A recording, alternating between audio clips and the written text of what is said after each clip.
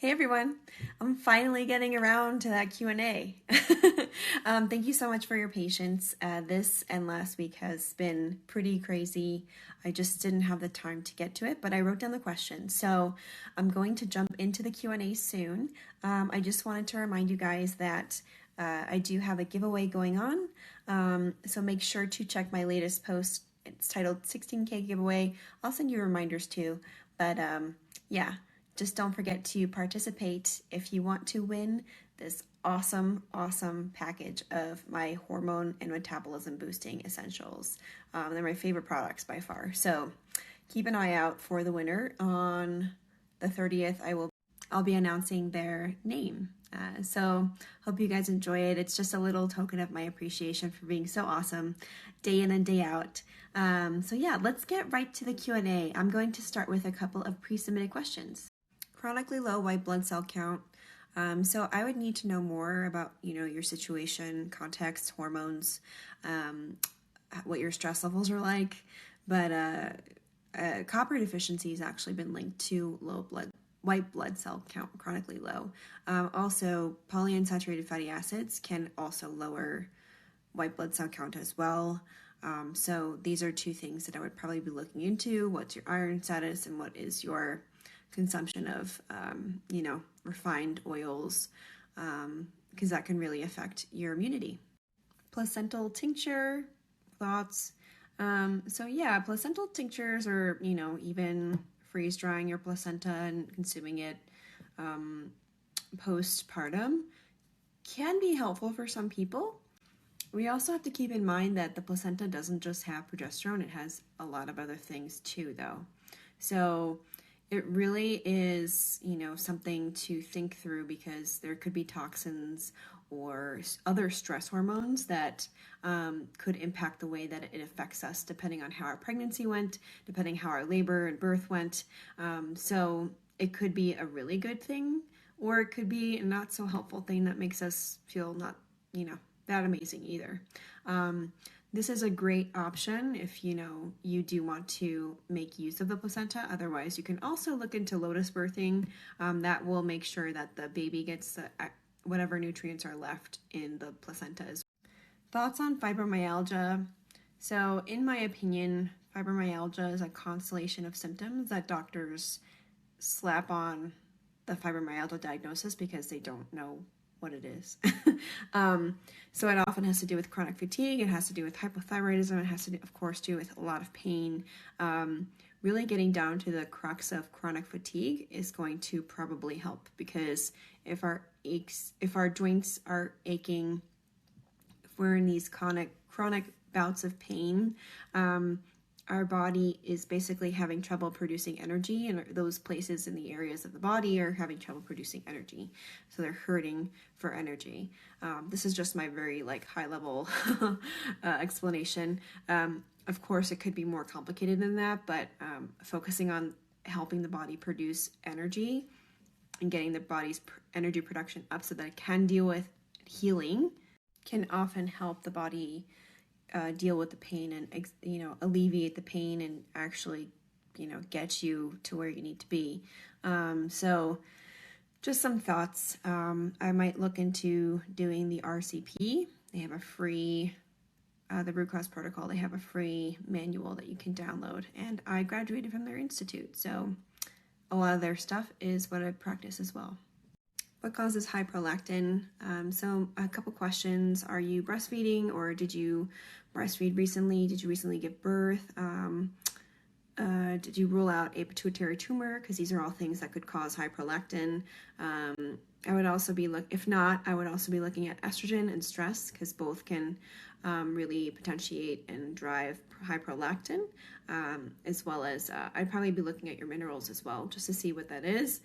Calcium, magnesium, potassium, sodium, to get an idea of where your stress levels are at, what your minerals are doing, and if there are any other hormonal changes being driven by this. So it's difficult to pinpoint what is driving high prolactin, but usually once we can lower estrogen, lower stress, prolactin comes down. But what that means for you might be very different from the one person to the next. What causes recurring UTIs? So if you have recurring UTIs and you've tried all the, holistic stuff, I would probably look at a pelvic floor specialist, because sometimes our pelvic floor can really drive this issue. If there's some kind of dysfunction or weakness, or, we've built some muscles up more than others in the wrong ones, or imbalanced in an imbalanced way. So I might reach out to my friend, the preconception PT, who is a pelvic floor health specialist, and she will probably be able to help. Thoughts on aspirin? So I don't really use it in my practice. I haven't seen that it produces any significant success with clients or effect with clients.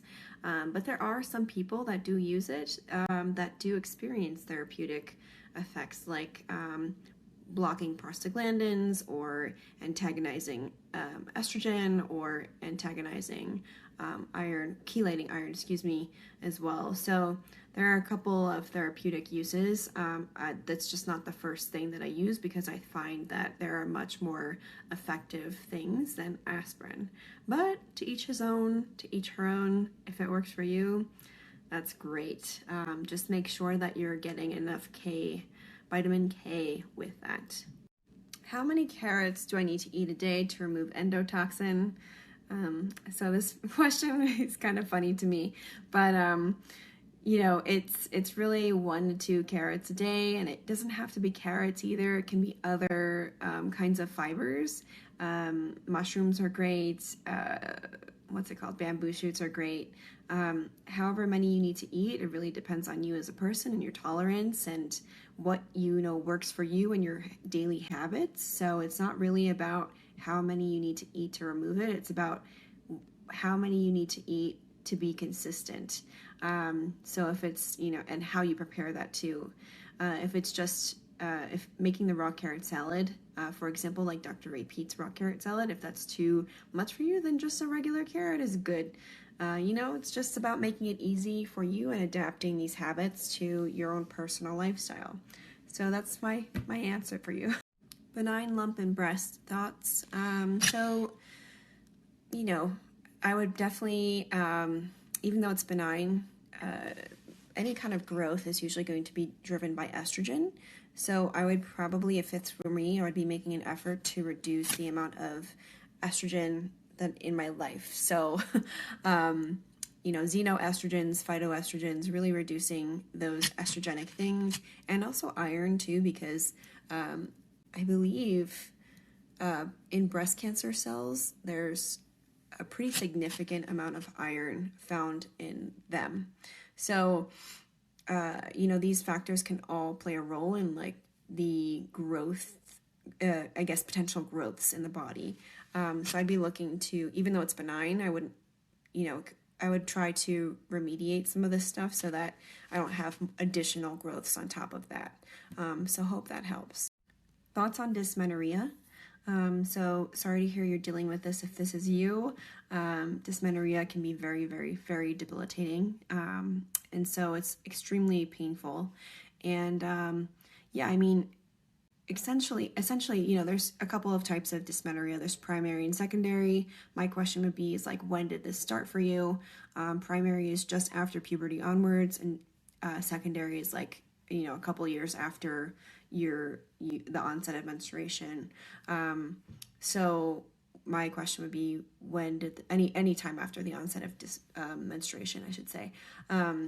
So my question would be which one are you? What was happening at that time in your life? And then from there, we could really focus and hone in on how to improve your overall physiology to kind of get rid of this, because it's basically like PMS on steroids. So, but if we also look at PMS, there's a couple of drivers, and it's usually stress related. There's mineral dysregulation, there's low progesterone. So really focusing on the foundations is only going to help you. So making sure you're nourishing your body well with nutrient-rich and mineral-rich foods, making sure you're sleeping well, making sure you lower your stress, getting sunlight, getting red light, all that good stuff is probably a good place to start. Are low temperatures postpartum expected? So yes, there can be a decrease in temperature, basically because we're likely not ovulating postpartum. We just had a child. It's the body's way of, self-regulating reproduction. We are going to have a lower temperature. Usually it should be around, the menstruation temperature. So if you were tracking your temperatures and pulses throughout your cycle before you were pregnant, you would have, the first 2 weeks are a little lower and the second 2 weeks are a little higher. That said, I would always still aim for, 97.8 and above. But you just had a baby as well, and that's a huge stress to the body, no matter how beautiful it is. So, there does sometimes it does take some time to get temperatures up, and that's okay. Don't beat yourself up about it. You just went through an amazing experience. Give yourself some time and space to, get into a new routine. It's a beautiful time right now. It's also a very unstructured time. And so trying to regulate your temperatures is probably going to be a little bit difficult, and that's okay. So my advice would be don't stress about it and just enjoy the time and space and do whatever you need to do because you probably have a lot more pertinent needs than just checking your temperatures and pulses in these couple months after you've given birth, and congratulations. Thoughts on pancreatitis and diverticulitis. So I've actually worked with people with both, and usually what's happened is there's been a long history of dieting, a long history of polyunsaturated fatty acid consumption, and a long history of stress. So that's not to say, your situation might be very different, but there's usually a stress component no matter how you cut it. And there's usually, a pretty extensive diet history of like eating leafy stuff, polyunsaturated fatty acids. And so getting down to the foundations is really going to be a good place to start for this. And, what I would do is download my free metabolism health check guide, because there's tips on what foods to eat, what routines to incorporate, and that would be a good place to start. Why do people break out with dairy? Because dairy is inflammatory and acne causing. I'm just kidding. So it comes down to the person and what their system can handle. And so a lot of people, especially today, our digestion sucks and we've lost the ability to create the lactase enzyme, which digests lactose, and we're eating pasteurized dairy, which doesn't contain this enzyme either.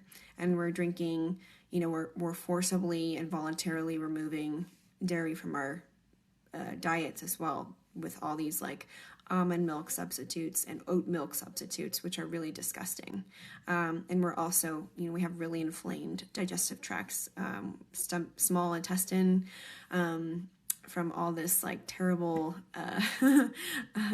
food we've been eating, or like misguided food we've been eating. Dairy does require an enzyme to digest it, and unfortunately we've lost the ability to create it. There are other foods that also can cause breakouts too. There are other foods that suppress inflammation for the time being, but while it builds.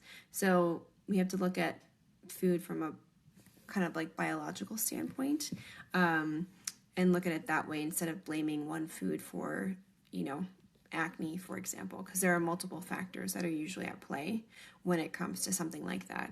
So that's a long-winded way of saying, it could be a lot of things. And likely if this person is breaking out from dairy, there's a lot more going on. So it's up to that person to get down to the root cause of it and not just blame dairy, for example. And, there are people that are genuinely intolerant to it or allergic to certain kinds of dairy, for example. But most of us can, given the right conditions, can digest it. That said, I've found that dairy is very personal. So, you have to experiment and see what works for you. Is it a 1 or a 2 dairy that works for you better? Is it pasteurized or raw? All these different factors. Make sure your dairy doesn't have any synthetic vitamins or fillers, because our dairy, what's available, is not always the best quality either. So really experimenting with what's available to you and finding your happy medium is going to help as well, because just because one type of dairy doesn't work for you doesn't mean that all types of dairy are not going to work for you either. What does brown discharge leading up to your period for 4 to 5 days mean? So, this is speculation. I would definitely talk this out with your doctor, but it can mean a couple of things. So it could mean that you have low progesterone, so you can't hold the uterine lining. And it could also mean that there's a potential thyroid issue. So, getting that checked out could also be a thing. And I'd also make sure that you're ovulating, because, ovulation is what produces progesterone. So I would check out the free cycle literacy guide in the link in my bio to kind of like see how you can support yourself through nutrition and exercise throughout the different phases of your cycle as a way to get started and start, using the calendar and the markers, the keys in the guide to kind of figure out, based on symptoms and what you're feeling, how your cycle is going for you and, how you can improve. What supplements should you take instead of a prenatal? So I got this question. I've been getting this question so much. I'm going to be talking about this more in my upcoming course, so please sign up via the link in my bio to get updates on that and when it's coming out, because we'll have more details coming soon, and I'll be talking about exactly what to take instead of a prenatal, because prenatals kind of suck. Do I need to take a DHA supplement while pregnant? So this is up to you to decide for yourself. I would highly recommend talking to your doctor.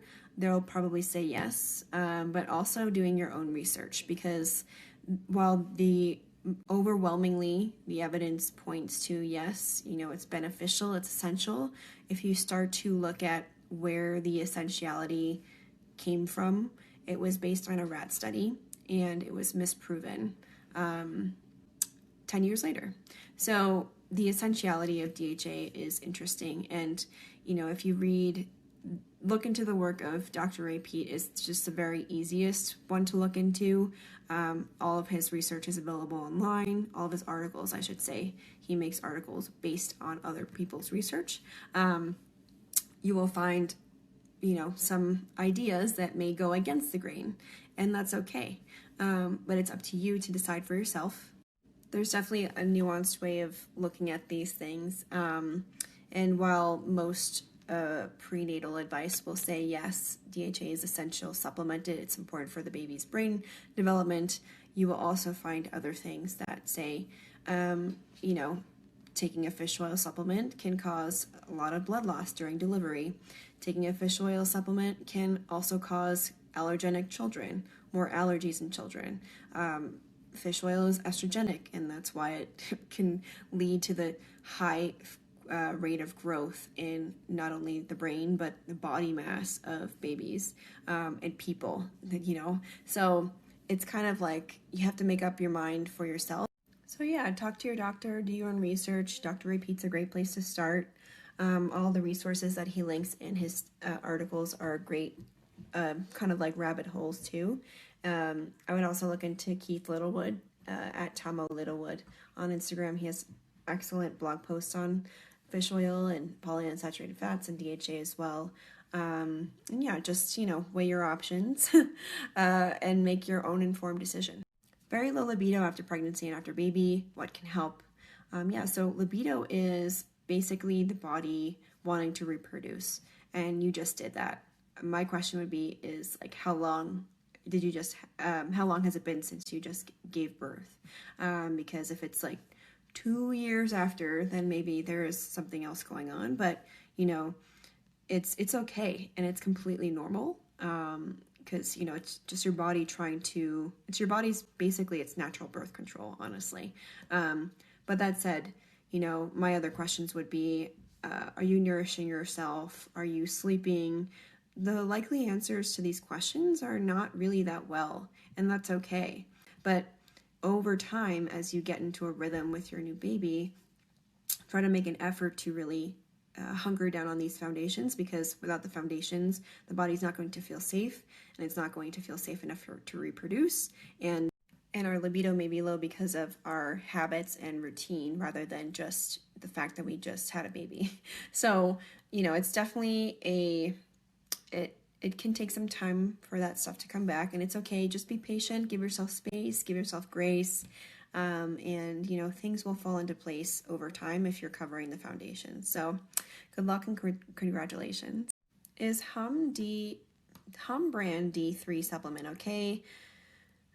So you guys know how I feel about hormone D, supplementing it. I would check out my hormone D highlight for more information.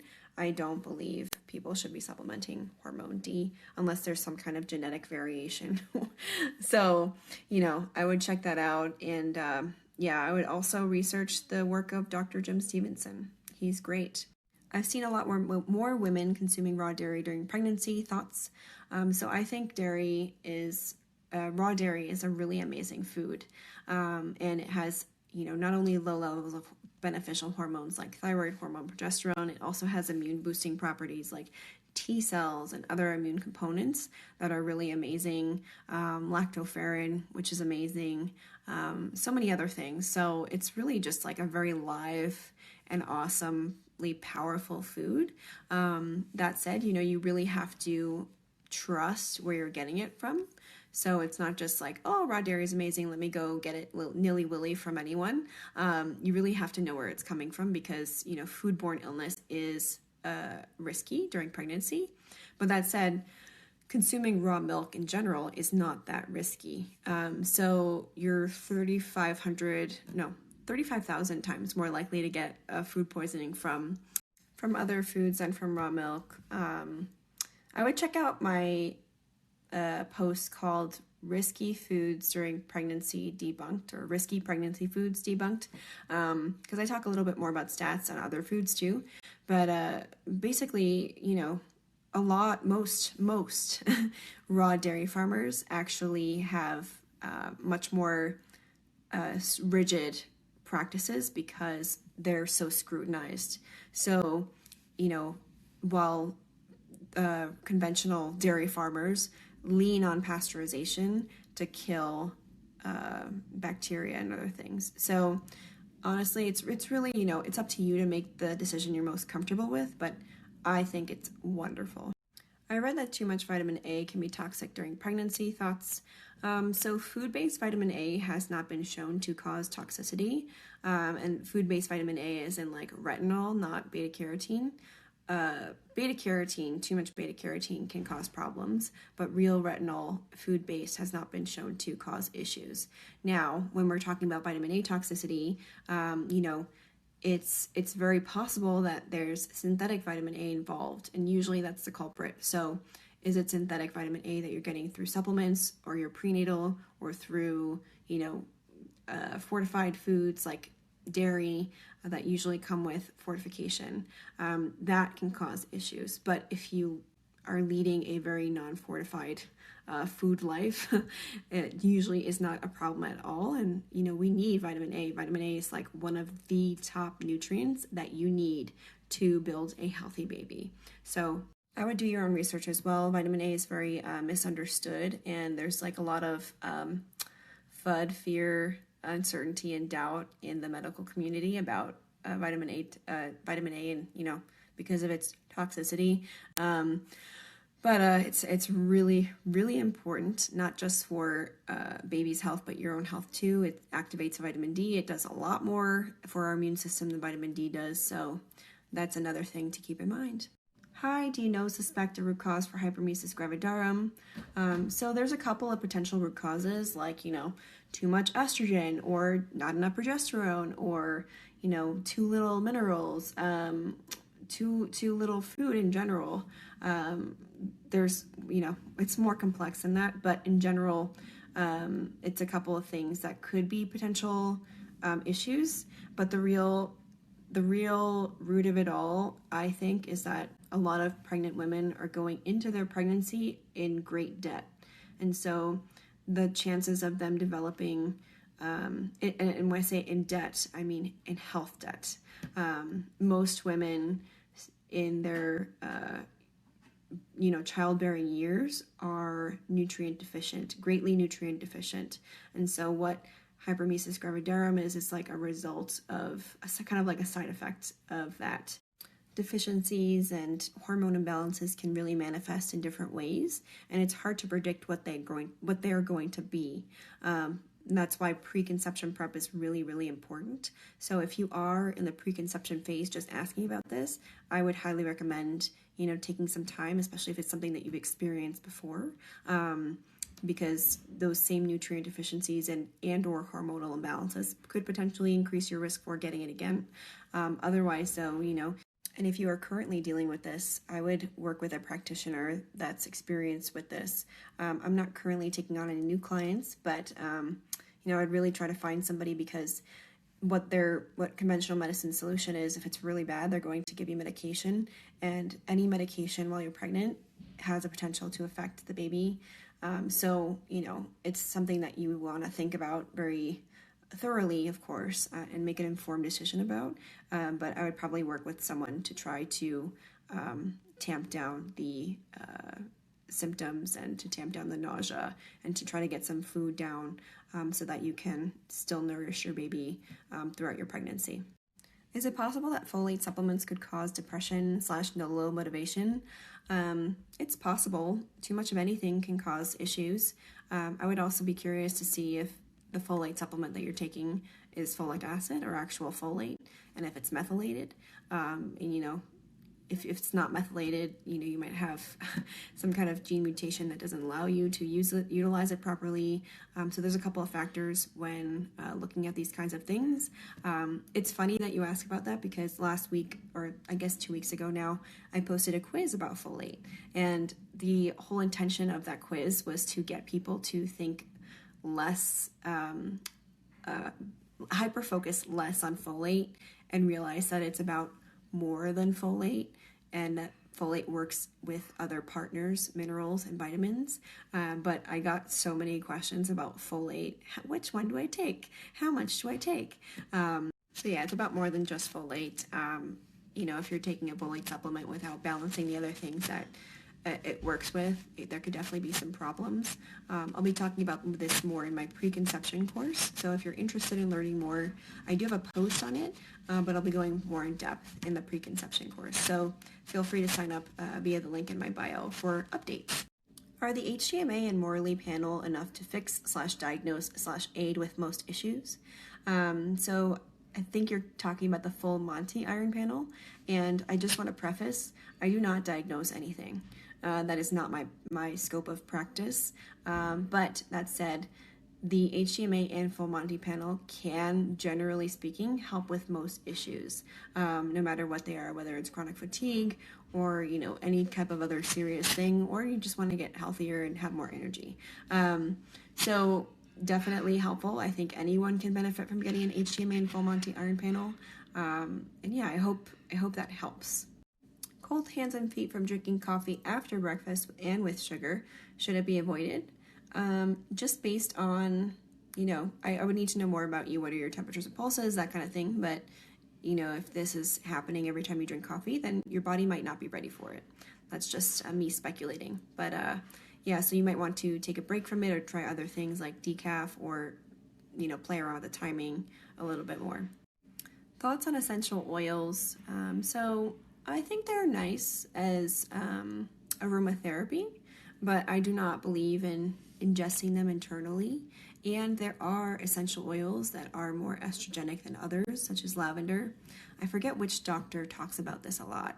Oh gosh, I don't remember his name, but he is mostly a men's health doctor and has written articles about how lavender essential oils can actually lower testosterone. And that said, if they're estrogenic for men, they're still estrogenic for women. We have testosterone too. So it's definitely something to think about when, diffusing all of these aromas all the time. Also, you have to be very cognizant of what's safe for pregnant women, what's safe for. We also have to be very cognizant of what's safe for children, because what's safe for children is not always safe for, what's safe for adults is not always safe for children and pets as well. So there's definitely some things that we need to look into if we plan on diffusing them throughout our home very often. We also have to be cognizant of sourcing. So a lot of essential oils, especially the more delicate ones, and I think this is like jasmine, ylang ylang. There are very delicate ones, herbs and things like that are very delicate, and they don't go through the same, they will kind of like decompose or not withstand the usual distillation process, so they have to be extracted with hexane, which is also a very lung irritating chemical. And so if we're constantly diffusing these lung irritating things, that's kind of defeating the purpose, isn't it? So, with essential oils, you really have to do your research. You really have to also do your research on sourcing. Essential oil companies should be very, very transparent. A lot of the popular ones at least, are multi-level marketing companies. So there's a component of, that too. But really scrutinize the sourcing, scrutinize what you put, in your home and allow it to diffuse, but also be very wary of ingesting them. I do not think they should be ingested or put on the skin.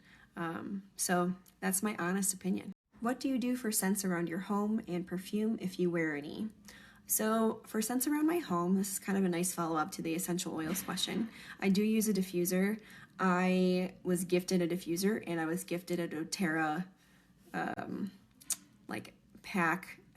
And I do think that their practices, they're very transparent, even though they're multi-level marketing, and I probably wouldn't have chosen to support them originally. I like small businesses. But that said, I do use a diffuser. I also love these candles from B. Lucia. They have crystals in them. They're really pretty, but they're also beautifully scented. I have a couple of them, and they usually have a sale going on, so check them out. And then as far as perfume, I don't wear perfume day to day, but if I am going to a nice dinner or out with my family, I will spray perfume on my clothing. I'll never spray it on my skin, so that can lead to staining of clothing, and that's okay with me. I'll usually wear something darker anyway, or I'll spray it on my hair, as weird as that sounds. I'll just do a long shot mist on my hair, and that will get washed out eventually, and it won't sit on my skin, for example. So there's a couple ways to work around it. I don't use perfume too often, but I do use it because it's lovely. So I hope that gives you some things to play around with. How do you eat your liver? Another question I get pretty often, but I'll answer it again. I usually make a pate, and or I'll chop it up into little frozen bits and just swallow it. Or I'll buy, if I don't have the time, or if my farm didn't have any liver for me to purchase, I will buy liver, usually chicken liver actually, because you can't find beef liver very often in a supermarket. But there's this really great brand, it's called like Alexia or something like that, and they make like duck liver mousse, and it's really, really good, and I'll have that. So hope that helps. Do veggies need to be eaten every day, or does that stress the gut? So this is really bio-individual, depends on the person. We do need some kind of fiber every day to go to the bathroom, but how much definitely can change really greatly depending on the person and the kinds of fiber too. So it's really about playing around what works for you and finding your happy medium. And that can really change from the phases of health that we're in too. Sometimes to heal, we need to cut veggies a little bit more, and then we can introduce them again gradually as our metabolism increases and our digestive system is healed enough to handle more. So again, probably not the answer that you wanted, but I would say play around with it. And I should correct myself. We don't need fiber to go to the bathroom necessarily, but it does help if somebody has like looser stools or like not well-formed stools, especially when switching over to a lower fiber diet. So we might find that we need a little bit more if we're not normalizing. So hope that helps. Can placenta previa be prevented with nutrition? So this is a very interesting question. Nutrition plays a really big role in pregnancy. And while it does that, it's not always I want to preface this that there's a level of craziness and weirdness that can happen during pregnancy, and it can't always be, whittled down. The reasoning can't always be whittled down to nutrition. It's just, there's too many factors. And so if this is something that you're dealing with, nutrition can play a really big role, but it's not always the case. That said, nutrition is really important because the uterus itself needs to have a lot of energy to restructure itself. And when it doesn't, that's when things can go wrong. We also have to think about if we're coming from another pregnancy. I think if you give birth within 12 months of having given birth, the risk for placenta previa increases greatly.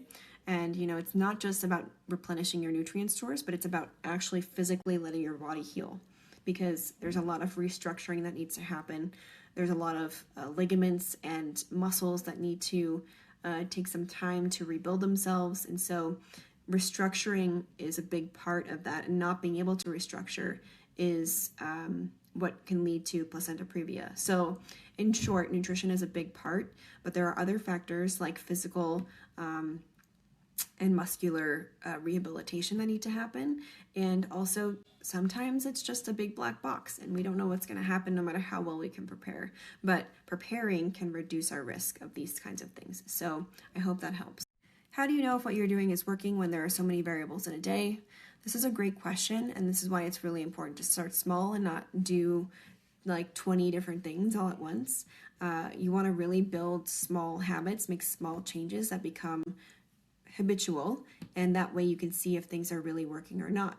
So it's not about, doing 10 different things like, oh, I want to do all these supplements, or I'm gonna start this supplement, start this workout routine, start this bedtime routine, et cetera, et cetera. It's about doing small changes little by little. So I would say try not to do more than one thing per week and see how that fares. And, what is your control? Is it your temperatures and pulses? What other things are you tracking in order to see how you feel as well, or like gauge biomarkers? So I would probably think about those things. I would also probably download the free Metabolism Health Check Guide to give you some sort of guidelines on what temps and pulses are normal if you're looking to implement them as biomarkers. So check that out. It's in the link in my bio. High blood pressure and trying to conceive.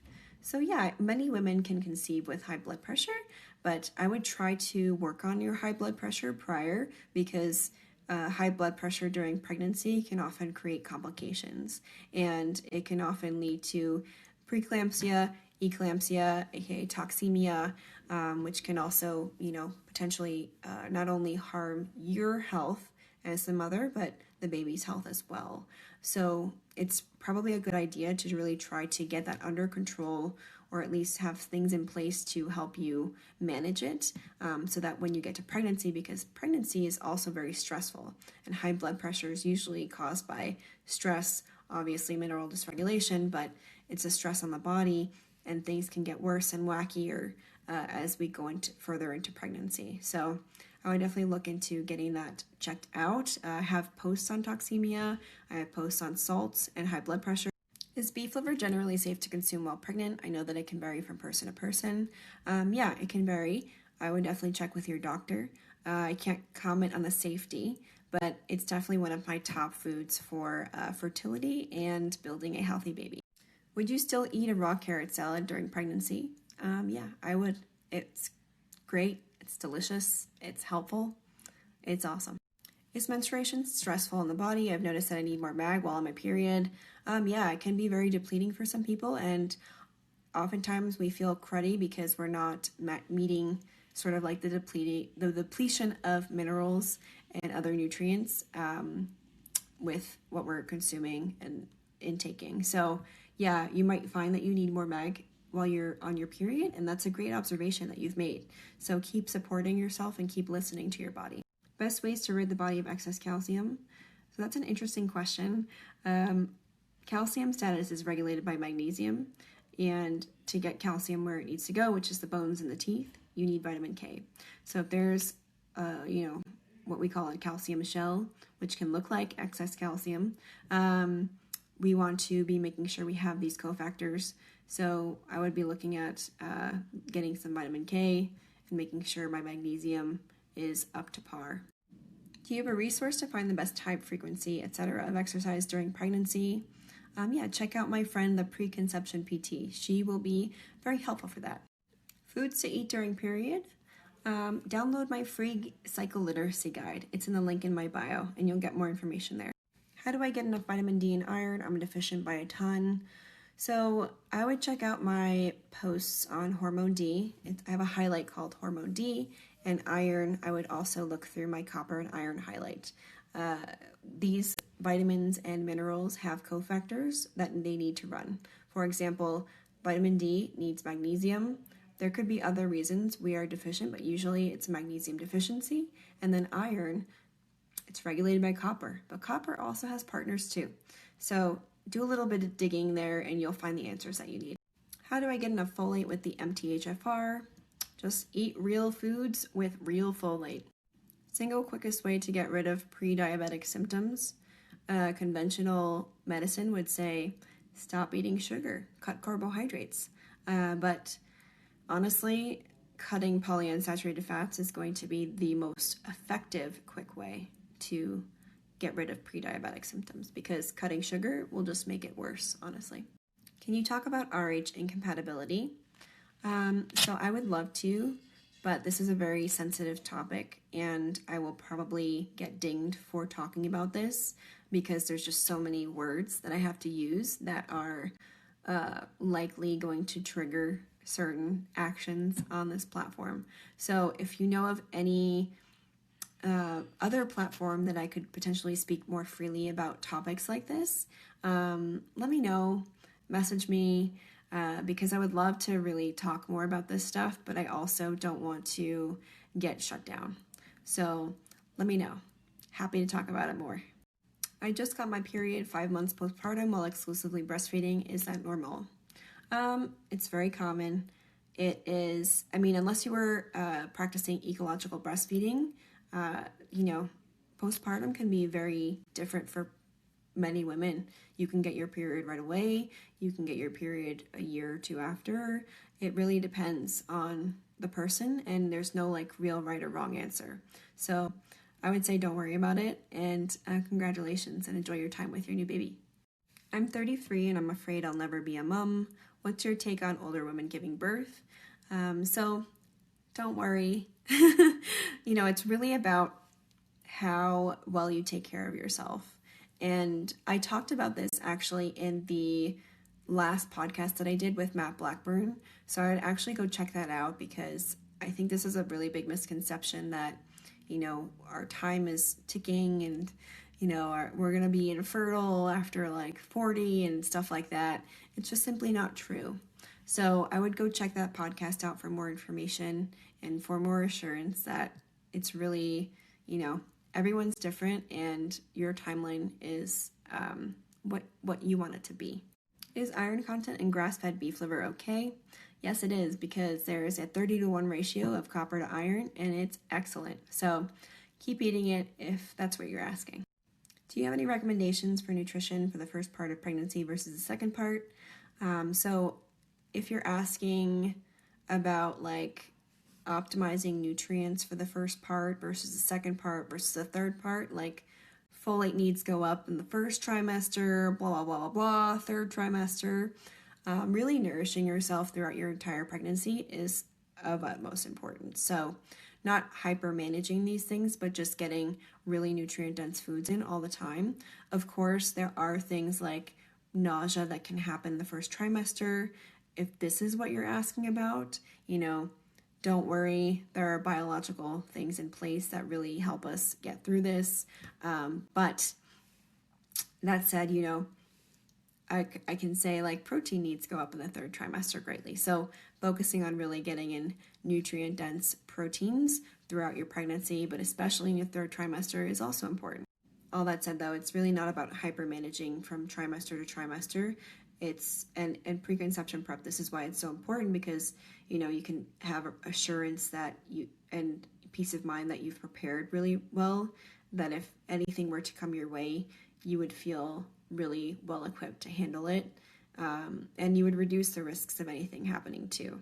So I'm not sure if this answers your question, but you can answer or ask it in a different way in the next Q&A if you want. In your opinion, what's the best milk to switch to after breast milk? Baby is under 2 years old. So I believe that goat's milk is the closest to human mother's milk. So you could try that. Otherwise, just try what's available to you. It's, play around with it. How would you handle low iron in a breastfed infant? Yeah, so this is a great question. I would, make sure that if I was exclusively breastfeeding, I'm getting enough copper in my diet as well as retinol, because that's what ends up managing iron in my body, which then transfers to my baby's body.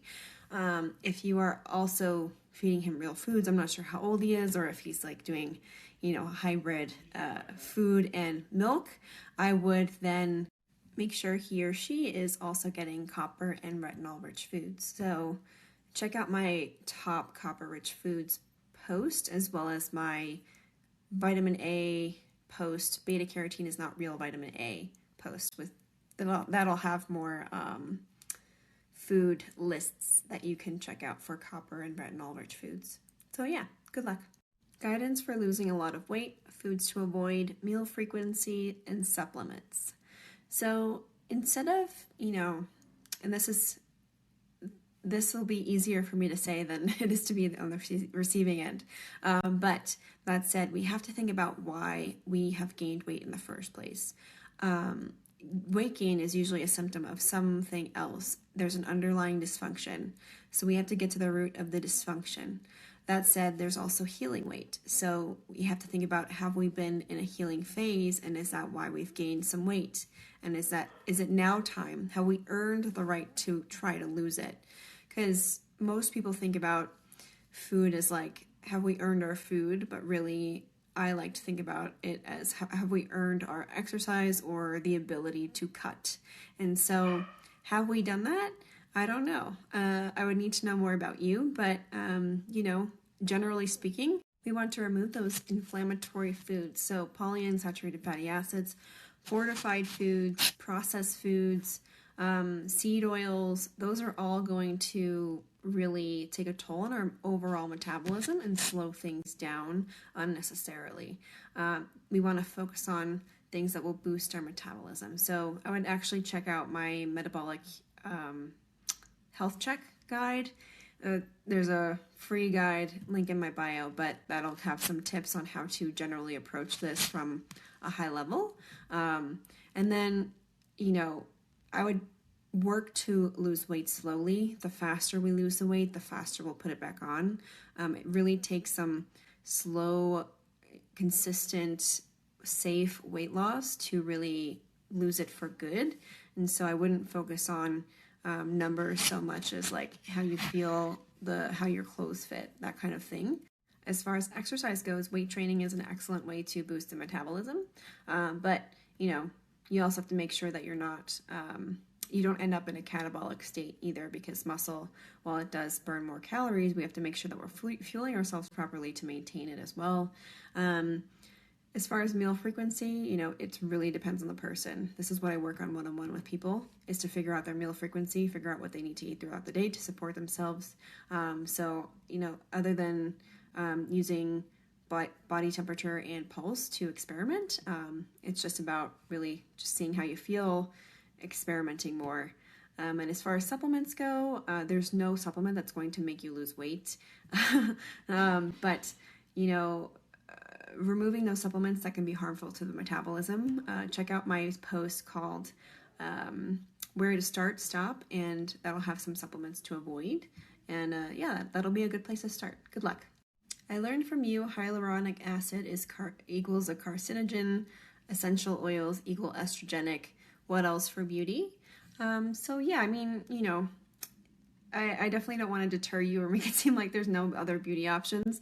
I just am an avid reader of labels. So it really depends on what works for you as well. So I generally like to avoid polyunsaturated fatty acids for my skin, especially if I'm going to be going in the sun, because it will oxidize.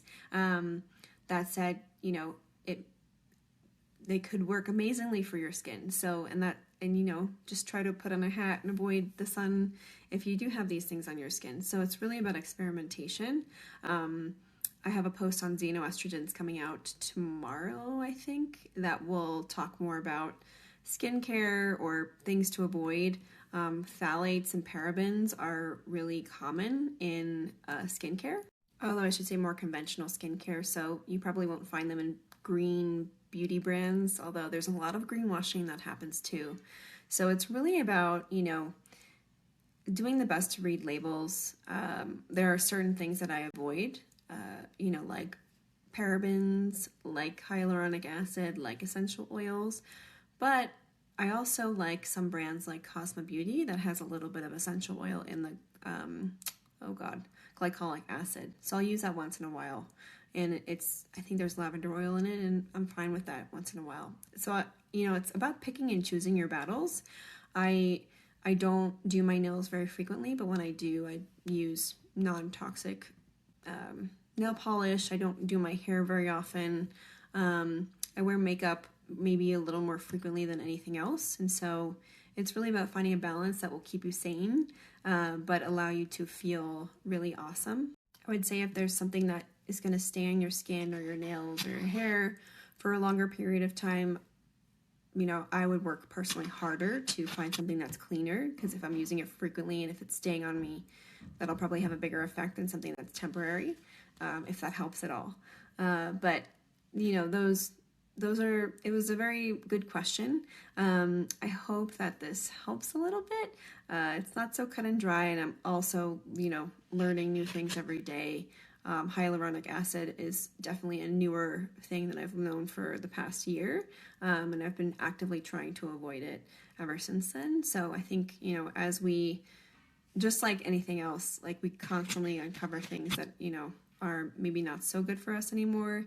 And so I just make an effort to kind of keep a running list of things to avoid in my ingredients. So hope that helps. All right, everyone. Thanks so much for watching. Thanks for submitting some awesome questions. I will try really hard to do another Q&A before the end of the year. But if not, if the slim chance that it doesn't happen, have a wonderful holiday and a happy new year, and we'll talk soon.